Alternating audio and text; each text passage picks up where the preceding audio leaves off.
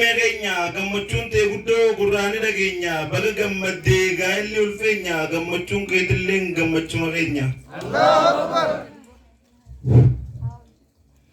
Laal saayibban keetu akka gammadee Usmaa'il Amannuur Naasiriif Muraadee qillee fi qeerransoo ammas guddataali abbaabiif gaaddisaa ilaanga bilaali. Allahu Akbar. Saburi Khalidi ammas tuju Huseeni kana qofa miti warreen gammadanii hundiga gammade laal gammachuu isaanii namni namaan tola jiraadhu waliini. Allahu Akbar. Haala jireenyaatiif bultiin barbaachisaa wajjin ilmaan horaa nuuf ta'a gaaddisaa yoo wal mufattaniis ofiif walii dhiisaa wanna bultiin taateewu hawaasa barsiisa. Allahu Akbar. Amne takbira. Allahu Akbar. Allahu Akbar.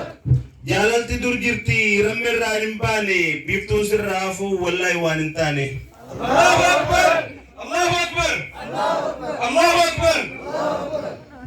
Baga gammaddanii gammachuu harkadhaa keessummoota keessan ulfeessaa simadhaa qottaa ta'a jechuun gammachuutti laadhaa. Allahu Akbar. Haasida keessan qabsiisuudhaaf guflaa wajjin haasaadhaa tattaanaa qoflaa. Allahu Akbar. Allahu Akbar. Yeroo si waliyaamtan biftuu yeerameeyee dhibdee jaalallarraa keessa qoona fayyee. Allahu Akbar.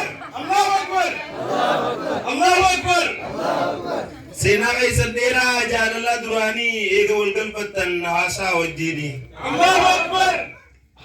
Biftuu qoorammee koo jaa wal waamadhaa haala jiruu keessan irra wal mari'adhaa waggaa dhufaa darbaa jaalalaan jiraadhaa.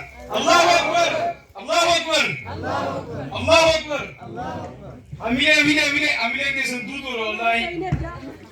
Onni ramme biftu jalalan engkau jalalan onni ramme biftu jalalan engkau onni ramme biftu jalalan engkau jalalan dufe kan sedikit tahu berbade inarku yo nanggam nanau.